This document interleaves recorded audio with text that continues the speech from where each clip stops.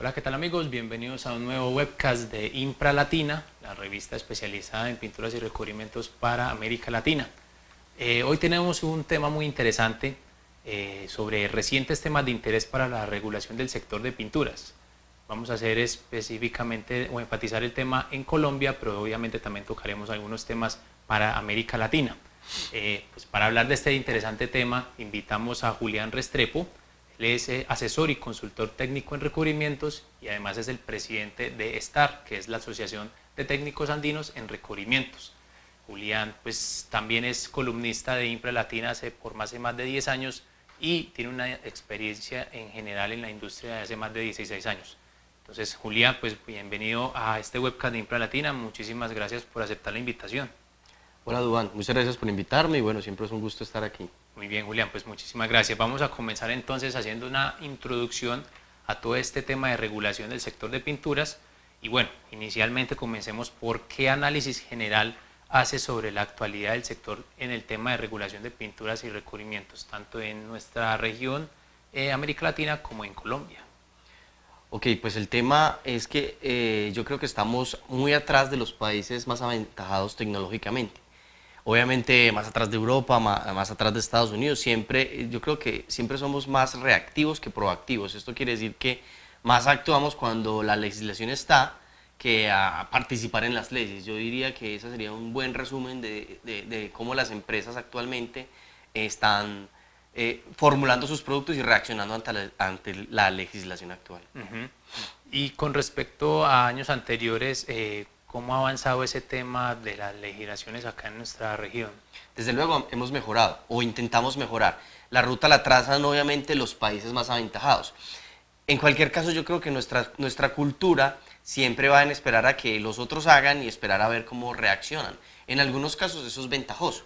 Si hay una tecnología que ellos implantan, no funciona y la desmontan, pues no nos dio tiempo de hacerlo. Pero en otros casos, como en el caso de sustancias tóxicas, yo creo que sí deberíamos ir un poco más cercanos o estar más reactivos para traer rápido esos avances e implementarlos en nuestras economías o para nuestros productos. Pues sí hemos tenido avances, hay legislaciones, diferentes legislaciones, aunque los progresos son lentos, pero vamos avanzando poco a poco. Bueno, ¿y cómo se ha comportado la industria frente al tema de legislación? O sea, ¿qué aporte hacen ellos?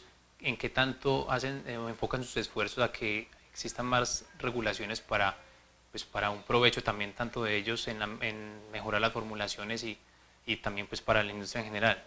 Yo diría que la consigna general es que las empresas no participan en general. Si hay compañías grandes o algunas o muy pocas que intentan participar, pero participar una vez el carro ya está andando. Pero lo ideal sería que hubiera iniciativas, las compañías estuvieran mejor agremiadas o mejor organizadas para decir, hey, vamos a implementar esta normativa. El tema es que es obvio, es un poco hacerse el harakiri, ¿no? Si implementamos algo que nos va a regular y nosotros mismos, pues es entendible, pero hay casos en donde yo creo que hay que apelar al tema muy de moda ahora, el tema de responsabilidad social empresarial y en general a temas relacionados con el desarrollo sostenible, en donde las compañías sí deben ser más proactivas e intentar participar más en la elaboración de dichas leyes. Enfatizando un poquito con ese tema de las empresas, se ha visto que generalmente muchas empresas ya publican digamos, estados de sustentabilidad en las empresas. ¿Cómo has notado también ese aporte desde adentro de las empresas hacia el tema sostenible en nuestra industria? ¿Cómo lo has visto? Sí, en cualquier caso yo creo que todos, pues como ser humanos, todos tenemos una disyuntiva con relación a la naturaleza, o sea, amamos la naturaleza, dependemos de la naturaleza, pero la destruimos. Y las industrias, pues es obviamente tienen un interés de producir bienes y servicios. Cada vez más, a pesar de ese tema de la producción, están más enfocadas a ella, hay que cuidar los recursos, porque de alguna manera nos va a impactar y a lo mejor no hemos llegado en algunos casos a esos puntos de quiebre, pero hay algunas materias que en algún punto van a afectar más directamente el costo de algunos materiales. Entonces diríamos que en general las compañías sí se preocupan más por los temas de sostenibilidad.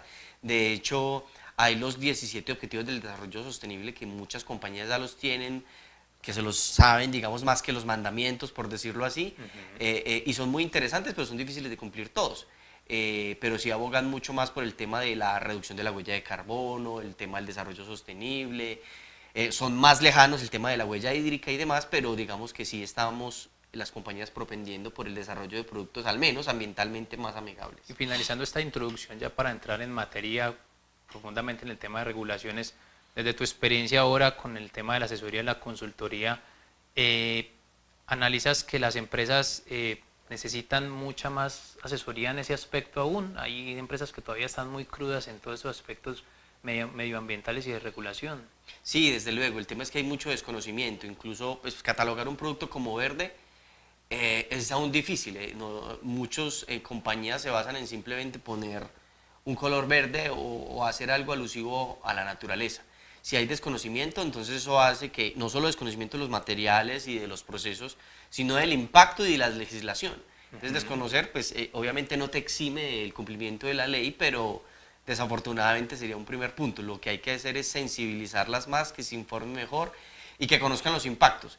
Y eso alineado, que quieras o no, que el tema de la responsabilidad social empresarial está llegando de una manera muy silenciosa, pues yo pienso que sería mejor que una compañía se monte a ese bus y decir, hey, es que yo hago responsabilidad social y a la vez le ayuda al ambiente, que simplemente decir, es que la responsabilidad social ya pasó porque simplemente ya todos están montados en el bus. O sea, suena mejor cuando tú intentas ser un pionero en ese aspecto. Bien, entremos en materia ahora profundamente en el tema de regulaciones. Tenemos 3 temas o 4 temas puntuales para tocar, que es el tema de metales pesados, el tema de sistema globalmente armonizado, el tema de compuestos orgánicos volátiles y el tema de etiquetado de pinturas arquitectónicas. Vamos a iniciar por el tema de metales pesados. ¿Qué nos puedes hablar en cuanto al tema de límites mundiales, límites para Colombia? ¿Cómo está ese aspecto en nuestro planeta? Bueno, el tema de metales pesados sigue, para mí es paradójico. Creo que en alguna próxima columna saldrá una nueva revisión sobre el tema de mi parte, pero para mí es muy paradójico que todavía sigamos hablando del tema, porque incluso se atribuye que los romanos se intoxicaron con plomo, etcétera, y es increíble que aún no esté una regulación estricta o suficientemente clara.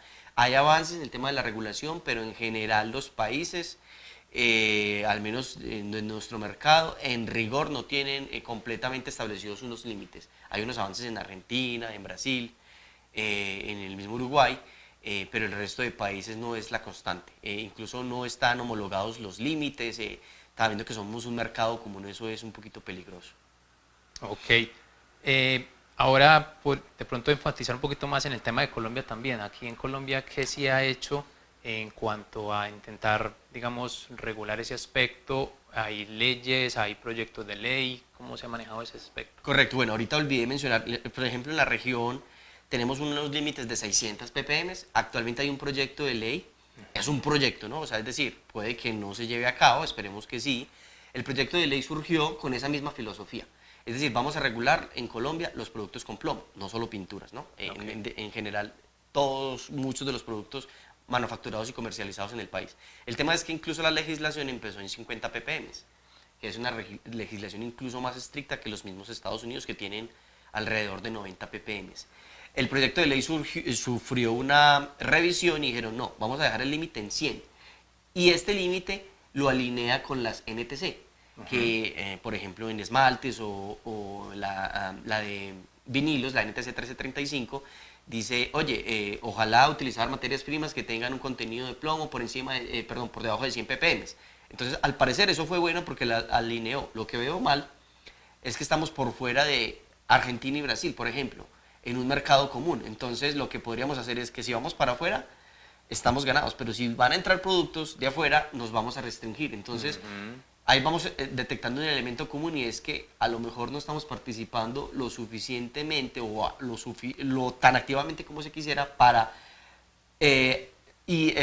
permear a los que hacen la legislación, para decirle, hey, venga, es que en esto necesitamos unos expertos, no solo en pinturas, habrá, yo qué sé, aceites, otros sectores. Sí, todo lo que involucre la cadena. Exacto, cada uno tendrá su propio, pero ahora hay un límite que no sé si todos están cómodos con él. Desde el punto de vista de pinturas, pensaría yo, por ejemplo, levanto la mano y digo, oye, pensando en la región, estamos un poquito estrictos, es mejor ir piano, se basando y se llega a lontano. Si empezamos en 600 y bajamos, es mejor. Ok. ¿Qué futuro le ves a eso?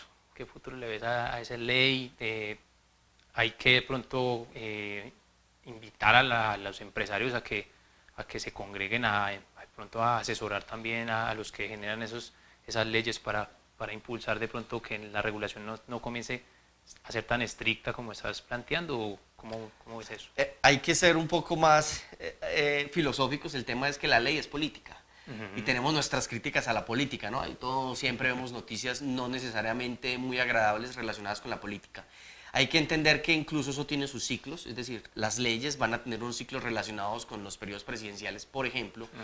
Eso serían unos elementos. Hay unos elementos obviamente de grupos o digamos económicos que pueden impactar, pero lo que hay que definir es leyes claras en el sentido medioambiental y que simplemente esa sea el driver independiente de los beneficios o de los impactos que puedan tener. Tampoco queremos una industria restrictiva de por sí, pero por ejemplo yo estoy diciendo, hay que restringir, pero ojo, pues no se vaya a las 100. Mire que el gobierno en este caso al parecer lo está haciendo unilateral, pero la industria se está quedando por fuera, entonces luego está corriendo a intentar llegar a un límite muy alto que son las 100. Si llegamos a 600, al menos la mayoría se sube, luego a 500, a 400, y de repente llegamos a 100, mucho más fácil que hacerlo así tan brusco. Sin mencionar, digamos, marcas o empresas, ¿qué ves de acuerdo a lo que se está comercializando hoy en día? ¿Qué tanto plomo hay en las pinturas o qué tantos, digamos, insumos que contienen plomo hay en las pinturas que se necesitan que esas leyes surjan con más fuerza y con más velocidad? Ok, pues el año pasado sí hubo yo creo que dos principales detonantes en ese sentido. Uno relacionado, digamos, no con plomo, pero sí con mercurio, es donde en el mercado colombiano detectamos elevados niveles de mercurio en el atún. Entonces hubo todo el tema, bueno, al final el tema se calmó un poquito. El tema es que sí, hay metales pesados naturalmente en el ambiente, pero no queremos niveles por encima de la legislación. Y el otro tema fue que sí, el IPEN es una organización internacional que se encarga de testear y regular, entre otros, la toxicidad de ciertos metales, en especial los metales pesados, y sacó un informe, quizás un poquito agresivo, pero desnudó una cruda realidad de algunas pinturas que testearon. Yo pienso que faltó testear más parte del mercado, pero lo que testearon sí mostró cifras hasta de fabricantes de 250.000 ppm. Yo tiendo a pensar que hoy eso no está ocurriendo, que tomaron medidas o algo pasó, porque es que 250.000 ppm es como un 25% y es muy alto. Entonces eso sería un detonante en donde nos puso una alerta, quizás pudo haber ayudado, pero lo que uno hubiera esperado era que acto seguido este año hubiéramos tenido legislación en eso, y al parecer no fue lo primero que se dio, sino que tuvimos una legislación asociada al etiquetado y bueno. Sí, la reacción no fue directamente proporcional a lo que se informó. Exacto. ¿En qué se está trabajando de parte de nuestra industria para ese tema de metales pesados? ¿Qué ves de pronto positivo en cuanto a este aspecto? Pues me lo relaciono con lo que habíamos mencionado antes. Seguimos siendo muy proactivos. El proyecto de ley ya viene andando, entonces nos intentamos subir al bus, pero eso es política. Entonces las empresas tendremos que aprender a hacer políticas. ¿Cómo lo hacemos? Pues hombre, hay que hacerlo a través de asociaciones, de los canales, y esas asociaciones tienen que tener el mecanismo para influenciar. Eso es lo que no tenemos ahora. Eso es un poco, y no estoy haciendo publicidad, pero es un poco la filosofía de estar. O sea, ahora lo que queremos es reenfocar eso e intentar permear desde el buen sentido, porque somos una asociación sin ánimo de lucro, es cómo favorecer, permear a las asociaciones que hacen las legislaciones o trabajan en diferentes temas de interés y decirles, hey, venga, técnicamente esto es posible o se debería trabajar en este sentido. Entonces, digamos que lo que hay que hacer es que estas compañías busquen mecanismos como asociaciones, como agremiaciones que les permitan buscar un canal que el gobierno los pueda escuchar o, digamos, las entidades gubernamentales en general. No, obviamente no es publicidad y podemos hablar tranquilamente de la asociación porque pues sabemos cómo funciona mucho. Para los que no saben, pues obviamente es importante comentar que como, digamos, bandera, la asociación es organizadora de la Andinapaint, un evento ya digamos, reconocido en todo nuestro sector, tanto en Colombia como en América Latina. Entonces, es una buena manera de que lo identifiquen para quienes no conocen la asociación. ¿Qué está haciendo específicamente la asociación o qué ha hecho, digamos, en cuanto a gremiar a estos empresarios o tratar de darles también ese tema de capacitarlos, un aspecto de eso? ¿Piensan de pronto también a futuro incrementar los temas de capacitación en esos aspectos para para que el conocimiento pues sea mucho más amplio y que la gente tenga más bases de conocimiento para obviamente también tener, digamos, una decisión más poderosa frente a lo que se está presentando en la industria. Correcto. Mira, me voy a extender un poquito y es en el sentido de que Aquí. yo soy presidente de estar un poco más de 6 meses, Ujú. entonces estoy intentando, quizás a pasos más lentos de lo que quisiera, redefinir porque teníamos un evento, sí, una vitrina muy interesante que era anual, era la Andinapen. Decidimos hacerlo bianual, entonces eso tiene un impacto no solo, digamos, como asociación, porque somos una asociación sin ánimo de lucro, eso nos motiva a hacer más eventos técnicos más pequeños, en esa dirección vamos. ¿Qué estamos haciendo? Estamos intentando hacer contactos con diferentes asociaciones o similares a las nuestras, o incluso entidades gubernamentales, dícese distintos ministerios del medio ambiente, de justicia, el SENA, por ejemplo, ProColombia, estupefacientes, bueno, diferentes asociaciones donde le digamos, hey, venga, el gremio, hay una asociación que agremia a diferentes técnicos del sector de pinturas, y le permite canalizar algunas de nuestras necesidades. Venga, ¿cómo podemos trabajar juntos? En eso estamos. No es fácil la labor, ¿por qué?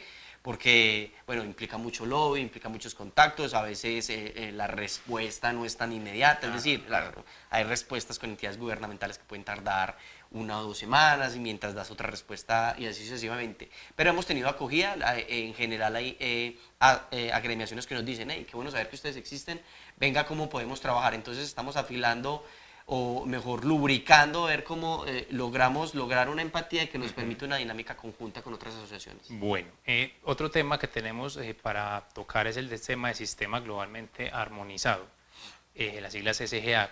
¿En qué se está trabajando actualmente, Juliana, en este tema? Bueno, eso es muy importante porque a pesar de que eso ya está muy avanzado y el tema de etiquetado debería ser un tema más o menos solucionado, así no tengamos SGA, aún tú vas al mercado y encuentras productos con deficiencias. Lo que hay que saber es que, al menos en Colombia, yo pienso que es una realidad de muchos países latinoamericanos, hay todavía mucha informalidad. Entonces, eso es crítico en el sentido de que no tenemos cifras correctas, y segundo, de que cuando hay leyes o regulaciones, pues terminan siendo más estrictas para los legales que los ilegales. Pero bueno, es una realidad en muchos sectores. En el SGA sí hay avances, el gobierno viene trabajando, hay una política de implementación del sistema globalmente armonizado del 2014 al 2018, es decir, ojo, estamos a septiembre del 2017, Sí. 2018 está a puertas y yo quiero pensar que no muchos los va a coger, pero eso implica otros temas, porque implica que incluso hay compañías que no tienen adecuadamente una ficha técnica, una hoja de seguridad, y esa es información, especialmente la hoja de seguridad, que alimenta una etiqueta para un sistema globalmente armonizado. Entonces, sí se está avanzando, lo veo con preocupaciones que el gobierno avanza inició con la versión 5, seguramente el gobierno terminará implementando la versión 6 o la última versión del sistema globalmente armonizado, y luego de repente las compañías, venga, ¿cómo hacemos esto? Espero que no, porque muchas compañías sí son comunes con el tema de gestión de la calidad y demás, o la ISO 14000, entonces debe ser común el tema de una hoja de seguridad, pero ya el tema es elaborarla y de ahí cómo cojo la información adecuadamente para alimentar una etiqueta que a su vez cumpla una normativa de sistema globalmente armonizado, que básicamente se basa en pictogramas, que incluso nosotros no estamos muy acostumbrados a ellos, pensando por ejemplo en el tránsito. Si tú piensas, coges una persona que conduzca y le preguntas un básico de señales de tránsito, seguro que no las conoce. Entonces ahora no somos como Sí, claro. tan documentados al respecto, pues bueno, es lo que vamos a tener. Así es. Bueno, pasemos a otro tema que es importante y que es el tema de los compuestos orgánicos volátiles. ¿Cómo está ese tema en el límite en cuanto a nuestra región, límites globales, límites nacionales, y en qué se está trabajando también actualmente? Bueno, yo creo que en eso sí nos llevan mucha ventaja. Hay límites tan variados como entre 50 y 250 gramos por litro. Una pintura convencional puede tener 450, 600. Nos llevan mucha ventaja. La primera discusión que hay que tener ahí es que no se sabía que era un VOC. O sea, todo lo que sea volátil excepto el agua es un VOC. Y luego eso se depuró, bueno, excepto tales compuestos, del metano. Pero aún así, aún hay confusión, lo he notado en la industria, uno pregunta, bueno, y no, todo lo que no sea, y uno dice, pero esto no es un VOC. Entonces, lo primero es que no se sabe, digamos, en términos de definición de compuesto orgánico volátil, qué es y qué no.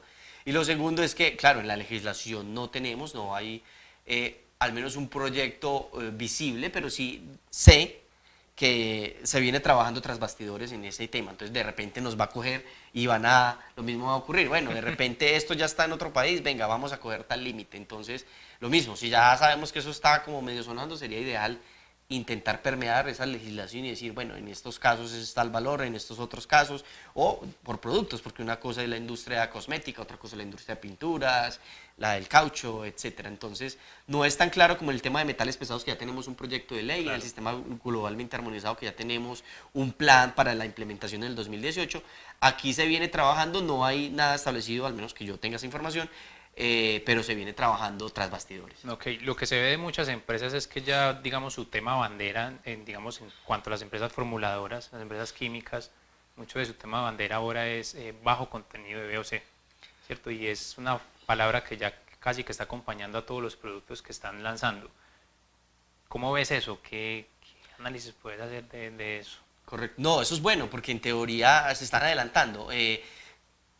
Apartando los temas de marketing, que no los veo mal, o sea, si tú haces algo por un producto y por el ambiente, es bueno que lo mercadees. Claro. El tema de los bajos olores también influye y sí, está bien, se ha hecho un trabajo y yo pienso que hay que saber que en algunos casos algunas compañías lo han hecho adecuadamente, es decir, que efectivamente tuvieron que hacer algo, reducir su VOC y eso implicó cambiar algo en su formulación y hacer un trabajo y eso a la larga es tiempo y dinero. Eso lo veo bien porque es algo de alguna manera sostenibilidad. Reducir los compuestos orgánicos volátiles es hacer que haya menos material tóxico en el ambiente, menos riesgo de inflamabilidad, etcétera. En general es bueno. Okay. Bueno, otro tema que tenemos por acá para hablar es el tema de etiquetado de pinturas arquitectónicas. ¿Qué nos puedes hablar de pronto del estatus de su puesta en vigencia de este tipo de etiquetados? Pues como legislación, perfecto. Es decir, hay una nueva legislación que intenta evitar que al consumidor se le engañe. Okay. El tema es lo que te mencionaba ahorita, que no sabía que iba a surgir esa pregunta en específico, era que, claro, o sea, el año pasado escuchamos mucho de metales pesados, pero de repente este año primero surge en firme la legislación para productos arquitectónicos en etiquetado. Entonces uno esperaría, listo, ambos son importantes, pero creo que pesaría más el tema de toxicidad por encima del etiquetado. Salvado eso, diríamos que el interés de la norma es interesante, es que se intenta que toda una cantidad de fabricantes que dicen que su pintura cumple unos atributos, efectivamente lo demuestren. Y lo demuestren bajo ciertas reglas de juego comunes para todos. Entonces, que eso es lo que hace que de alguna manera, pues primero nos tengamos que legalizar o digamos que tengamos que dar información porque hay que hacer un registro, etcétera. Y lo otro es que de alguna manera habrá que incrementar costos porque pues eso implica algunos cambios en etiquetado, en validaciones, etcétera, pero lo veo bien porque los usuarios yo creo que van a ganar en donde van a tener la certeza o al menos de alguna manera eso es lo que va a garantizar la etiqueta de que su producto cumple con ciertas características. Puede que algunos fabricantes se desmarquen de eso y digan mi producto es X y Y, pero al menos el que diga yo soy una pintura vinilo tipo 1 de alta lavabilidad, sabe que ese producto va a tener un cubrimiento, una resistencia a la abrasión y una lavabilidad determinadas acorde a otros fabricantes. Entonces, eso va a ser comparable. Entonces, poner bajo las mismas reglas de juego diferentes fabricantes está bien. Es un buen ejercicio entonces. Exacto, sí. Muy bien. Pues bueno, Julián, vamos cerrando entonces y es una pregunta que me surge, es ¿en qué seguimos fallando entonces para generalizar todo este tema en nuestra industria? Y me gusta enfatizar eso porque pues cuando uno encuentra el error pues es más fácil encontrar la solución, ¿cierto? ¿En qué seguimos fallando nosotros como industria para que digamos haya algunas debilidades que ya enmarcamos hoy en día que todas llevan al mismo punto y es el tema de no cuidar nuestro planeta en un tema medioambiental que es importante y obviamente que el producto pues no cumpla con las especificaciones que en la actualidad debería cumplir? Pues yo pienso que lo primero es saber que somos un país rico, al menos Colombia es rico en recursos renovables y en recursos naturales, flora, fauna, somos entre los primeros en diferentes, creo que el cuarto en aves y etcétera, en recursos hídricos. Somos tan ricos que hasta la corrupción que afecta a muchos, pues dicen, bueno, y Colombia todavía se mantiene, ¿no?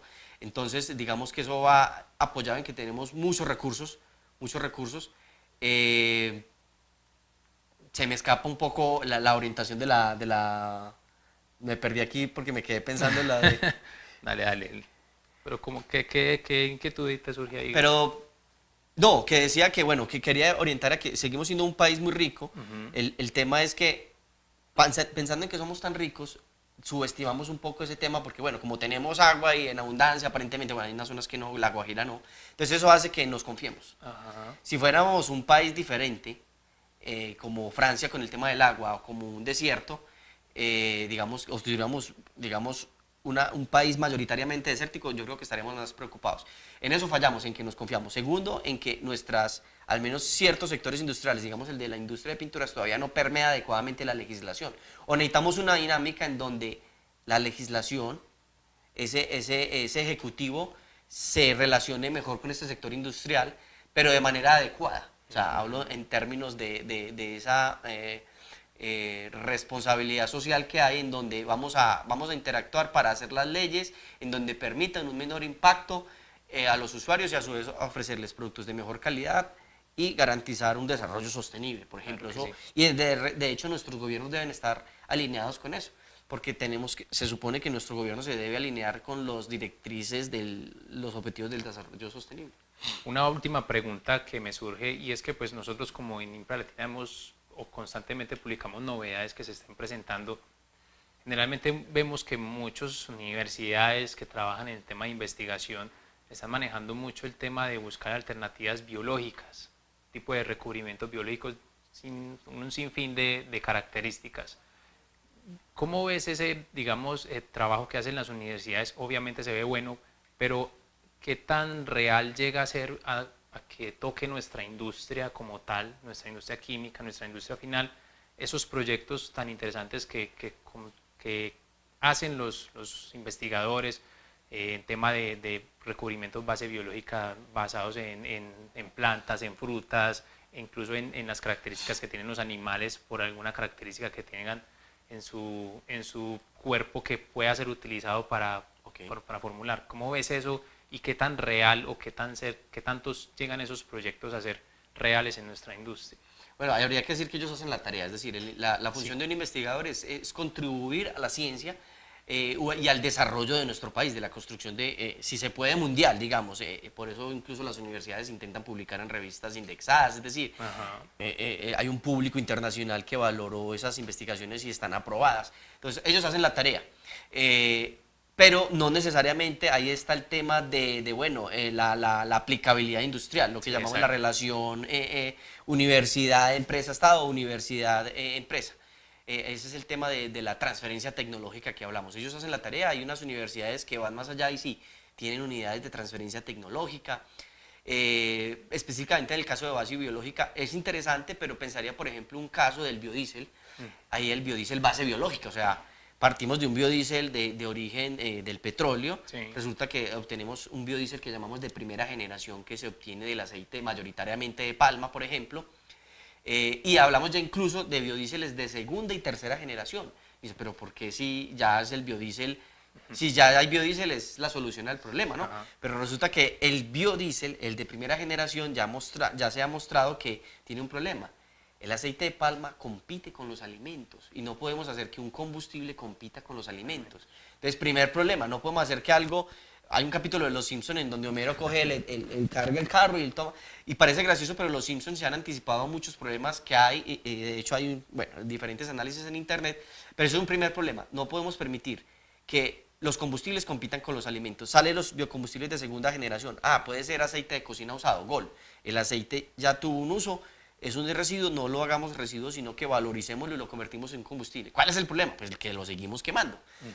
Y los biodieseles de tercera que van más allá y dicen, aún así quemar el aceite usado es un problema, porque hay un montón de porquería que se generó en una combustión que no necesariamente la persona a los 2 o 3 usos bota el aceite. Ajá. El que haya comido en la calle lo podrá dar, Dar fe dar fe de ello. Los de tercera generación ya utilizan algas. Quizás las algas son las las seres vegetales más eficientes para la producción o para la fotosíntesis. Entonces diríamos que ahí está el futuro. Entonces, hay gente que está produciendo biodiesel con alga. Entonces digamos que estoy mostrando una cadena comparando el biodiesel, donde estudios biológicos son interesantes, pero que puede que nos pase lo mismo. Pinturas base bio, pero que nos pase lo mismo, que haya que hacer una primera generación, una segunda y una tercera, en donde definitivamente digamos el impacto de esto es adecuado versus el primero. Obviamente que a veces pensamos que el biodiesel, comparando con las pinturas, es mejor que el diésel. Yo no lo sé. Eso depende, ¿eh? Depende de dónde se sembró esa palma y de las prácticas silviculturales que se llevaron a cabo. Pero es bueno esa parte, y yo pienso que siempre es bueno pensar que las pinturas pueden tener ingredientes naturales, digamos, de naturaleza más bio, porque en general siempre han tenido celulosa y unos materiales de origen natural, pero pues si ya le decimos bio y porque viene de un proceso, sería mucho más interesante, los haría, digamos, más en la línea de los smart coatings. Muy bien. Bueno, Julián, brevemente, ahora sí para cerrar, ¿cómo ves esta industria o qué avisoras en 10 años, por decirlo así, como si te paras, te sientas a analizar un poquito lo que está sucediendo actualmente, qué ves en qué 10 años, 15 años, qué tanto va a cambiar esta industria? Yo pienso que seguiremos en la misma línea, pero yo pienso que podría ser, depende de las compañías mismas, un ingrediente muy interesante, porque hay pinturas que combaten la contaminación, o sea, hay pinturas que destruyen VOCs, pinturas fotocatalíticas, pinturas que son capaces de absorber el CO2. O sea, que en hot topics como esos, calentamiento global, hay pinturas que permiten reducir el consumo de energía. Hay pinturas autorreparables, es decir, disminuyen los gastos asociados de mantenimiento, recubrimientos más eficientes para barcos. Entonces yo pienso que las pinturas van a seguir siendo un elemento comparativamente con otras soluciones muy barato, fácil de usar, fácil de aplicar, fácil de entender hasta cierto punto, y que dará soluciones y respuestas a muchas problemáticas que tenemos, especial en el tema de los problemas ambientales, por ejemplo, que van a ser en los próximos 10 años los más importantes, porque cada vez va a haber más temas de vientos, de resistencia a la humedad, de resistencia al clima, del cambio climático, que las lluvias, que, bueno, en fin, yo pienso que las pinturas van evolucionando en esa dirección y van a ayudar mucho. Pues bueno, Julián, pues muchísimas gracias por esta interesante charla. Creo que, y sé que la gente va a sacar muchas conclusiones positivas de esto. Cualquier inquietud adicional que tengan, cualquier duda que puedan formular, pueden escribirle a Julián a su correo electrónico. Por favor, darles el correo, Julián. Sí, julianres@hotmail.com. Y o también nos pueden escribir a editorial@impralatina.com y nosotros pues también podemos canalizar las preguntas con Julián. Julián, muchísimas gracias entonces por asistir y esperamos que tenerte por acá nuevamente más adelante. No, muchas gracias. Pues en cualquier caso, sí hago la última cuñita mía, es que también me desempeño, aparte de ser presidente, de estar como asesor y consultor en el tema de recubrimientos. Entonces, bueno, hay temas muy interesantes que podríamos trabajar en diversas compañías, bueno, y quedamos abiertos a diferentes propuestas y demás. Ya saben, entonces para que los que estén interesados pues lo contacten. Les agradecemos también a ustedes por estar ahí en este webcast. Próximamente tendremos más temas. Muchísimas gracias y cualquier duda nuevamente nos pueden contactar y muchísimas gracias.